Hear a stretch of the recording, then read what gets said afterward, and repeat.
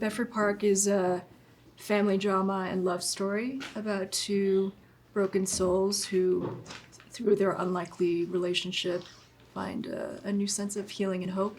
I think it's a transformative journey about the power of human connection. And when, you're really seen by someone else, how that could help you see yourself a little bit more clearly. You said that this is the type of movie that you wanted someone else to make, that you were waiting for someone else to make, but then you were like, oh, I guess I have to make it myself. I was wondering if you could describe how you realized that you could make it yourself and what you were waiting for. I was waiting for someone else to be brave because I wasn't ready to be brave. The kind of movie I wanted to see out there about Asian American characters was something that needed real exposure, I think, of the nuances and the details and the heartaches and the pains and joys of that experience. And I wasn't ready to do it, and I really wanted someone else to do it, but I got to the point I just felt like I needed to take a big swing and a big risk. You've talked beautifully in the past about the idea of sacrifice as something that is kind of integral to this movie. I wonder if you could speak a little bit about what that meant to Bedford Park. There's a language of love, that is specific to each culture. And in Asian American or Asian cultures, it's often very contradictory to the Western idea of love and how we communicate love.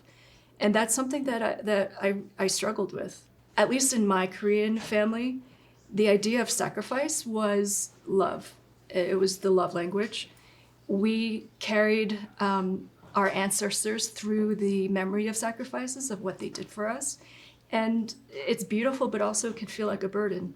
There are a few moments in this movie where you get to just kind of like explode. I was wondering if you had a favorite moment like of that to film. I guess because Audrey doesn't really express what usually ordinary Audrey would be, just kind of calm person.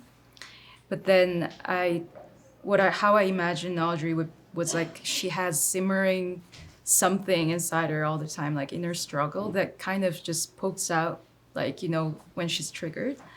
And I actually really enjoyed the fruit basket scene where I just kind of the grapes and throw it. But yeah, those moments were like fun to explore, but it was difficult to actually navigate that herself as a very calm person with like a simmering passion and trauma inside her. You play an ex-wrestler in the movie, and I was wondering about how that informed your physicality in the movie. Like, do you move in the way that a wrestler would? Yeah, actually that's the part I think I'm most proud of. Yeah. Because I had to gain nearly around 35 pounds while I was learning how to wrestle.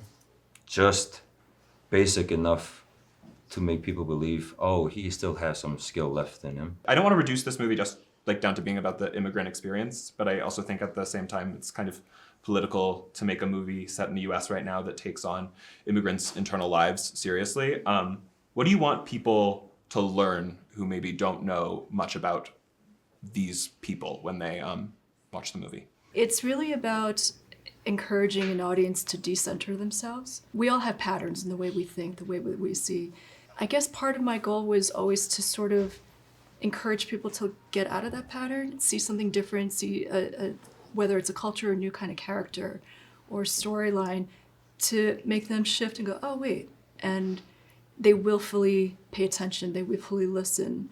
So it's not about culture, it's not about trying to teach people culture. Mm-hmm. It's about just that kind of empathy for another human being or a story and opening up to that.